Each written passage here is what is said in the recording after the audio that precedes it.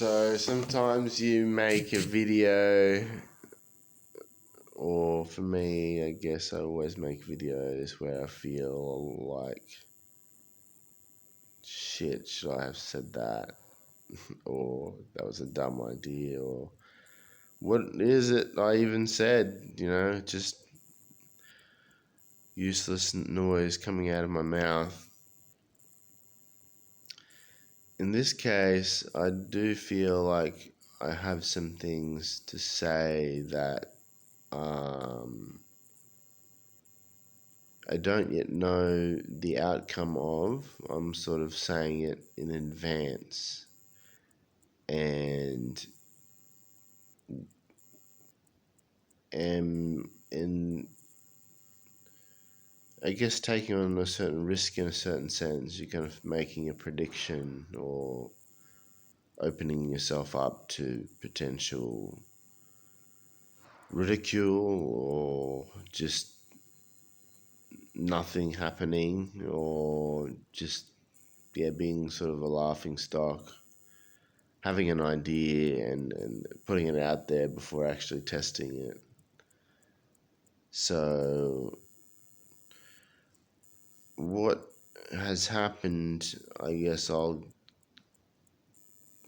as always, go into a brief overview and go from there. So I find myself currently this time locked in a mental health asylum in Australia instead of Germany, which I posted about recently, even though the timeline was a couple of years ago.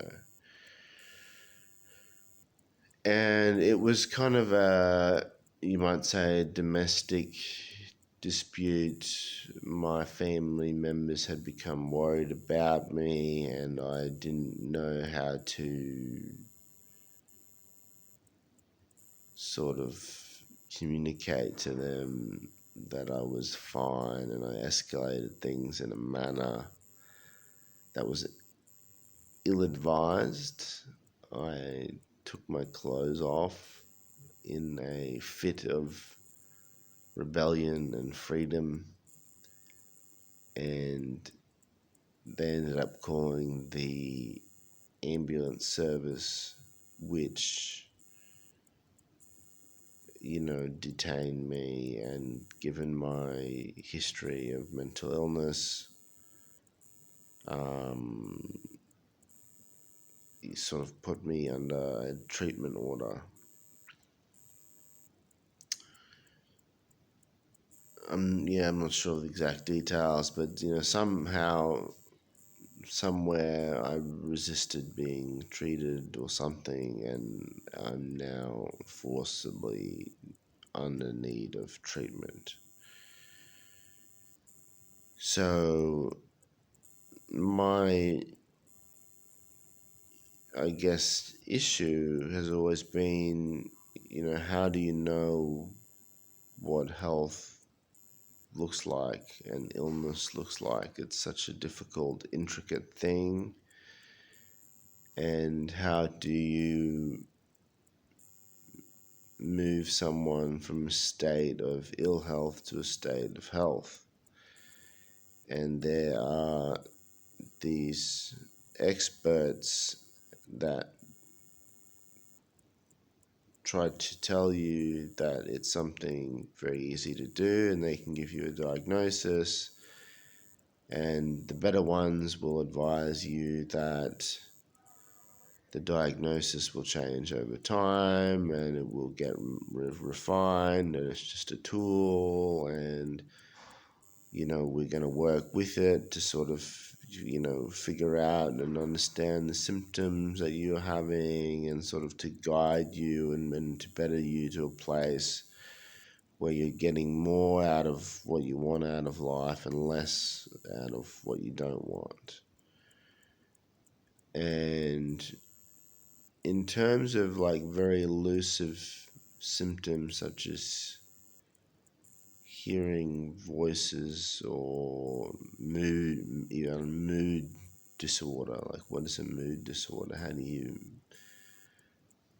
do you objectively or subjectively even measure that and like ascertain that someone is having a mood disorder and needs to be subject to treatment because of their mood?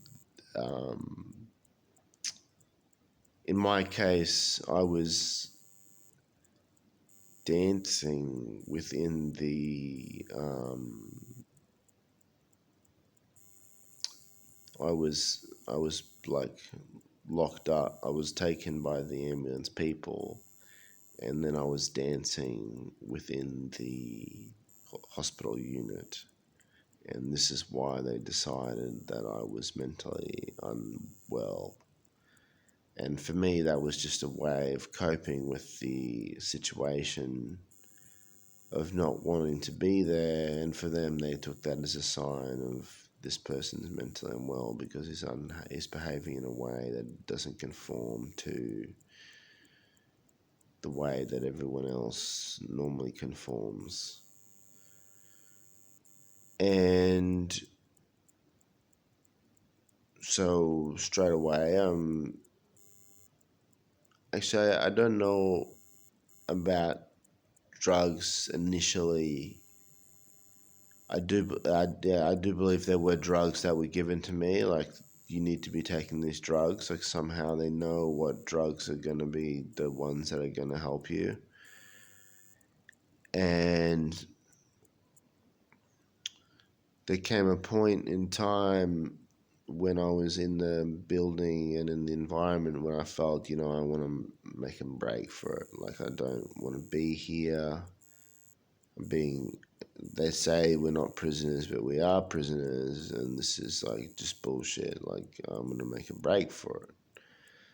So I try to make a break for it, and and the attempt is not successful.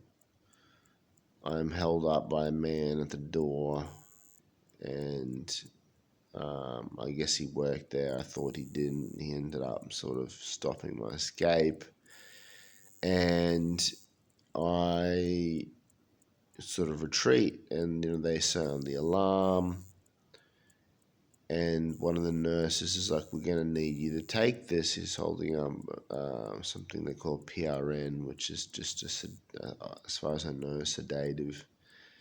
And I'm like, no, like I kindly refuse. I'm not going to take your drug. Like, I don't need that. And then he's like, well, we're going to force inject you. And so I got out of my room and locked the door, and there was no discourse. There was no attempt at dialogue or understanding of anything. What they did was they forced the door open, and there was, I think, 4 guys. So I had a plastic chair in the room, which I was using to sort of protect myself. One of the guys charged through. I swung at him with the chair and ended up sort of focusing my attack on him while the other 4 sort of grabbed me and pinned me down. And, the attack in itself wasn't that bad. I had a few bruises. I've done wrestling and jiu-jitsu. It's like nothing terrible. But I guess the main issue is just being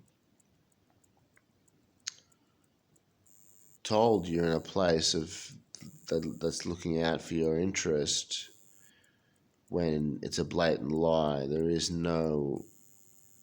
It's not about your interest, it's about you. It's our way or the highway.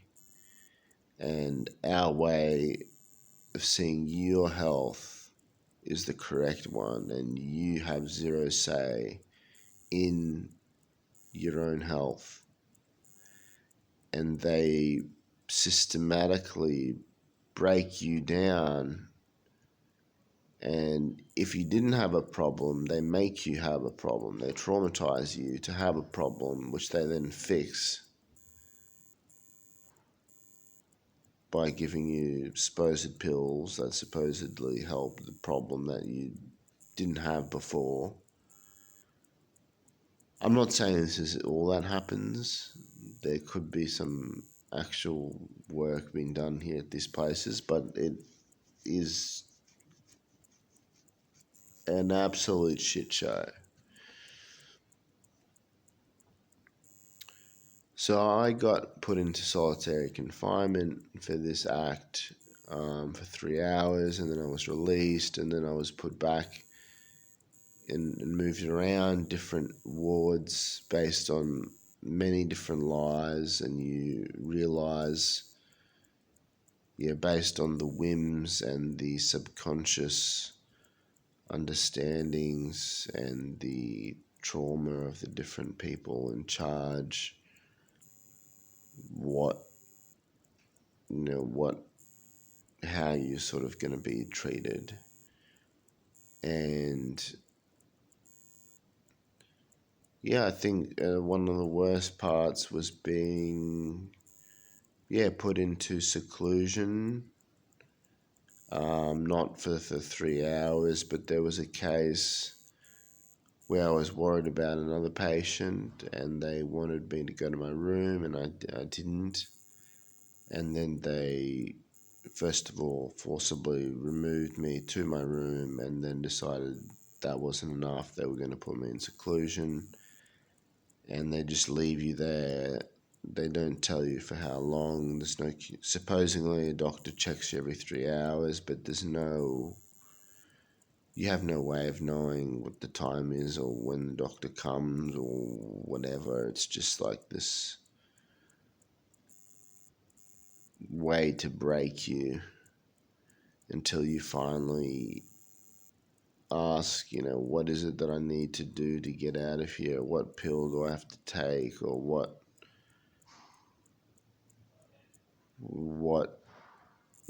dick do I have to suck?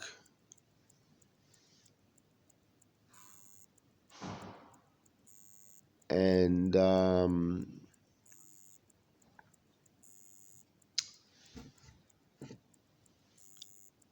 so yeah, there was a doctor who saw me within that situation who was pretty good. Like, he sort of saw straight away how I saw the situation, that I saw it. Okay, I need more talk therapy, and that's been helping me, and not so much the biological therapy, which is being forced on me. And he was like, let me see if I can advocate, I'll have to talk to the team, which was like fucked. Like, I had not been violent or aggressive. There's like no that. And anyway, they treat you as if you are suicidal, as if you are not to be trusted, as if you are just dumb and not well, like a person that would ever be able to take care of themselves. Like, there's so many issues within what's going on.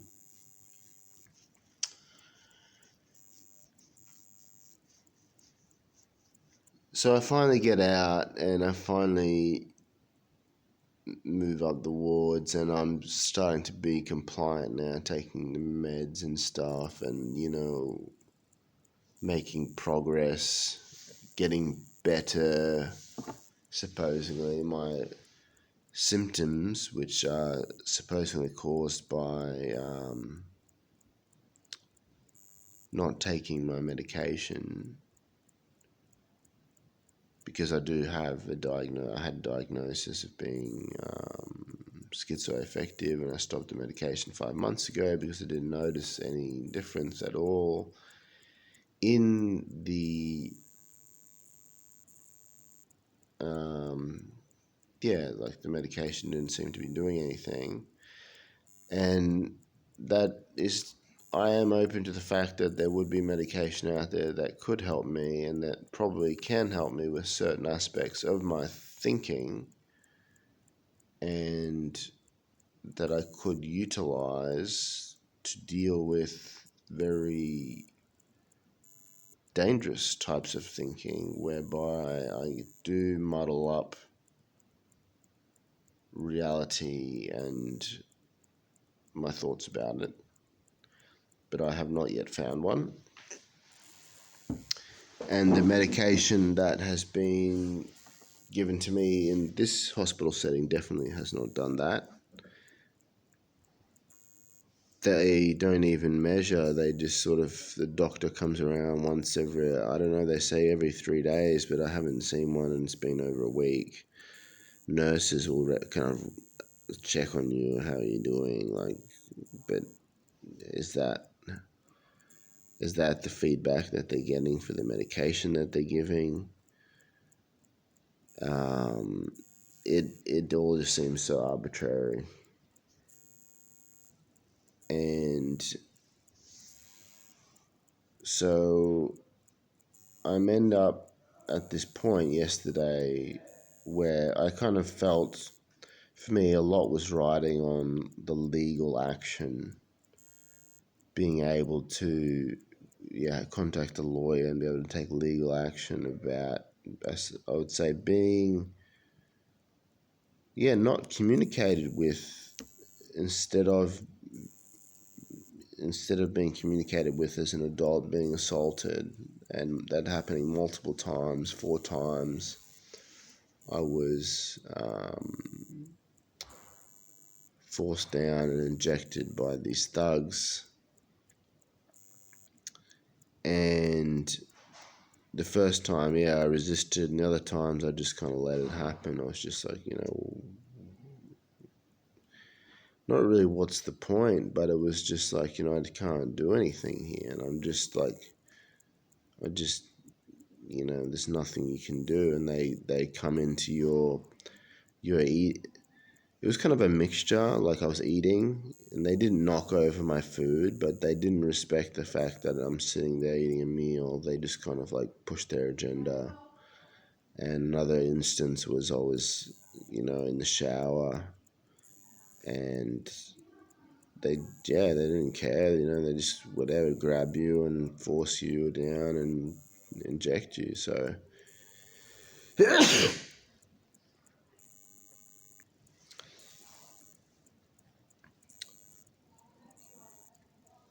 so also just some of the ways some of the nurses were treating you, and like some of the upper staff who have a hand in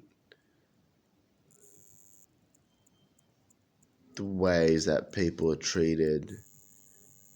It felt like, it would be great if there was some sort of justice, and I was somehow hoping that there would be legal possibility. Interestingly enough, I made many attempts to get things legally recorded. I did ask for lawyers, all of this sort of stuff. None of that was heard. You're treated less than a criminal. As far as I know, I don't know in Australia about, do you have rights the same in America where you can access a lawyer and all of this sort of stuff. There was no legal rights. There was no one to talk to, and you just had to suck it up. And so for me, I guess I get to the point yesterday where I hear that this from the lawyer that, there's probably nothing we can do. Maybe there's some things we can do. We need to talk about it later when you get out. But for the most part, like, they are protected, like by certain laws when they do things and blah, blah, blah. And it kind of made me feel, because I do get sort of, I was starting to get leave, or am starting to get leave, and I just felt, I just don't want to play their games anymore. like taking their drugs, doing all their stuff. Like, I'm done. Like, I'm going. I'm not coming back.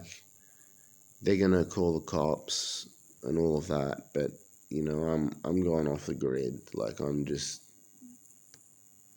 like my life, as far as their ability to help it, is just done. It's like ruined. It's like I'd rather just piss it into the wind and be a vagabond and maybe make it as a vagabond, maybe not, but I'd rather sort of end my life than to live under this sort of tyrannical abuse. And my parents, or my mum and my brothers, sort of, and some family friends, spent quite a few hours with me to make me realise and to reconsider. But something that did come out of that was an interesting idea, and that was not simply that suicide itself doesn't always have to be like seen as a negative or a bad thing, and that there is a sort of, it's not mutually exclusive. And if I go into detail, I feel like the way that I'm thinking about suicide, the way that I started thinking about suicide originally, things are sort of coming full circles when I was about 15, was the idea of not drinking water. And so to do that, I had a phase in my life where I did like wrestling, and they cut weight, or you need to make a certain amount of weight for your sort of category that you're fighting in. And so you'll do different techniques to lose weight, take hot baths, or run, put a lot of clothes on and run around, or spit, and so on. And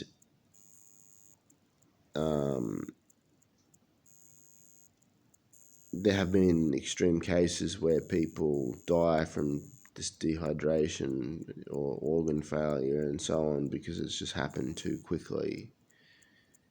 And the sport, they try to sort of mitigate that in the sport so that that doesn't happen. My point being is, it's not a free, easy thing. It's not like, you just pick suicide and that's it. It's somehow there is, with this aspect of deciding to dehydrate yourself to death, there is an immense amount of discipline. Even if you weren't going to go down the route of doing sports and exercise and all of that, the amount of discipline not to drink is immense. And I haven't done a lot of reading about it, but I don't think people do it on their own. They need to help, people to not give them water, essentially. Because when I tried it when I was younger, it was just like, you cheated, you drank, you made sure to drink a little bit or whatever. It was just so hard not to drink anything. So the fighting spirit starts to come alive, and so I feel within me, but I feel both polarities. I have this one polarity which is like I want to stand up and to fight the injustice that is going on, and it's going on all over the place, and essentially abuse in all forms, not just in the mental health institute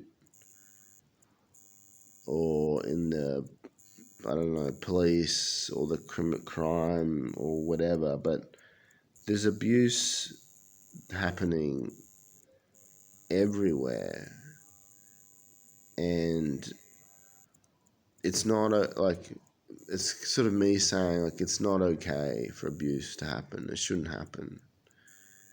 And in my soul, like I want to do something. I want to be a force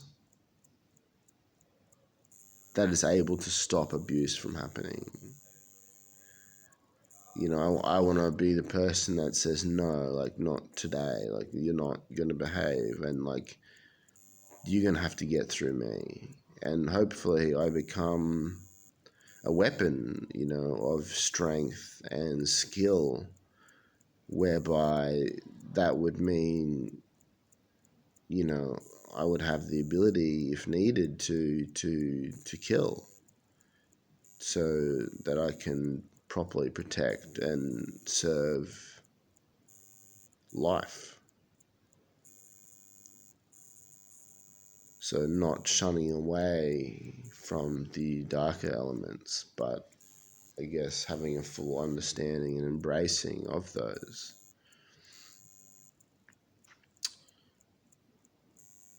I'm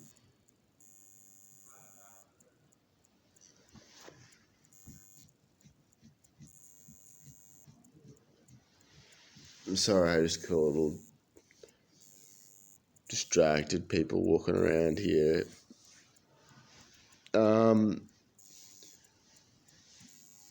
So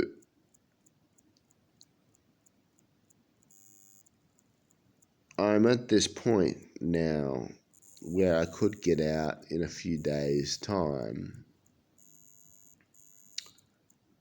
It's Friday, so I could get out on a Monday if I comply, but I still, I get out and I still need to comply with their medication requirements and getting injection shots and doing all of this useless shit, which doesn't do anything for my health.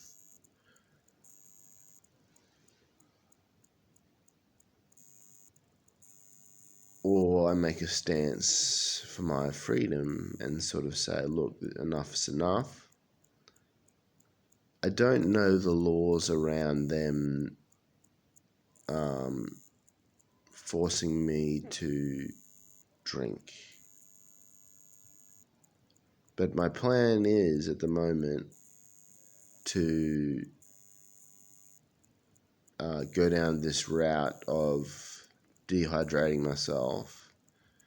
So I've got all the layers, I've got a few layers of clothing on, and I've been doing sports and running and spitting. I should have my spit cup.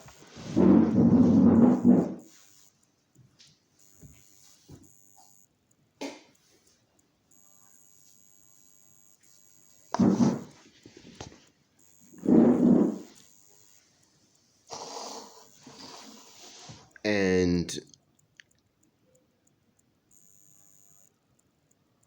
to dehydrate myself to death, and like I guess the will to do that, or the life force to do that, it's been really nice to sort of see that start to come about, because I've been missing life force and I've been searching for life force and,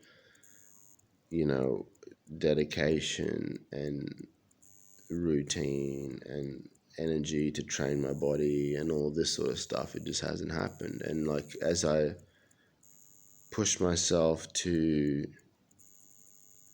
in a way, to death, I start to find this life force that I was looking for. So it's very strange. I don't know what will come out of any of this. If I were to simply continue taking the medication, I think nothing would really happen. Like, I would push myself through this experience and I would continue taking the medication. Like, no one would take a hint or notice.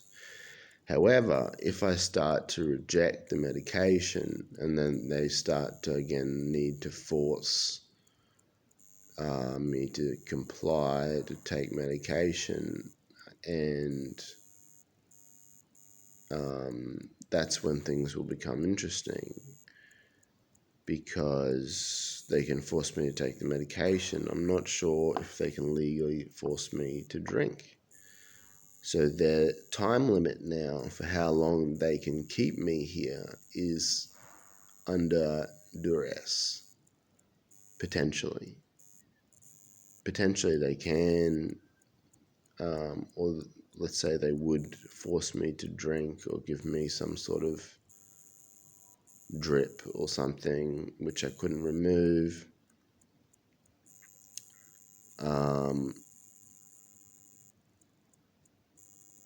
I would like to know the legalities of that. I don't know the legalities of that, but that would sort of ruin my plan. But I suppose I could just go in an endless battle of this. They give me an inch of freedom and they expect me to be a good pet and to sit and to do all the things that everyone else does. And instead of doing that, I try to kill myself. So, yeah, essentially the real result of their work, I'm making that bear fruit. Like, I wasn't thinking about killing myself before I came in here.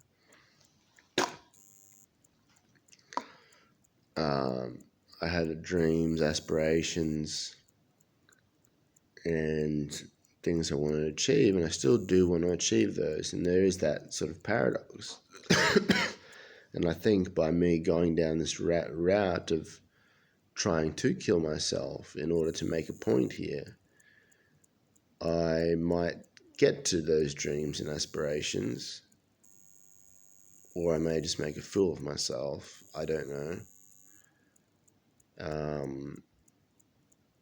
I hope that they cannot, inject me with water and all of that nonsense, which means they would need to somehow figure out very quickly what to do with me and to sort of just discharge me and whatever and say, okay, like, he's fine now or whatever. Like, it makes no sense at all, right? Because the same thing happened in Germany. When I told them I'm actually depressed now and I feel like killing myself and I want to kill you, that's when they let me out. So I could see a similar thing happening here, whereby when you actually show them and give them evidence of I'm actually mentally unwell, they actually release you. It just shows how broken and corrupt all of this is. So, yeah, for me, the amount of abuse, it stinks, and the amount of waste and the amount of pain and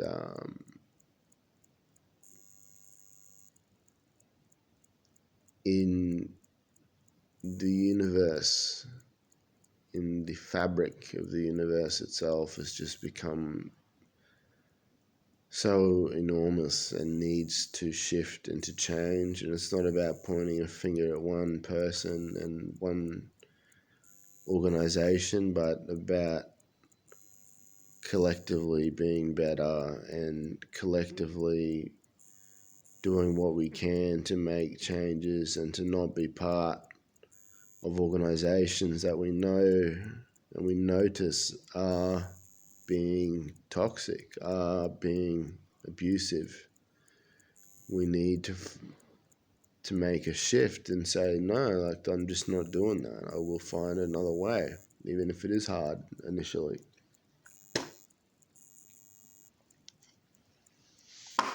That's enough preaching.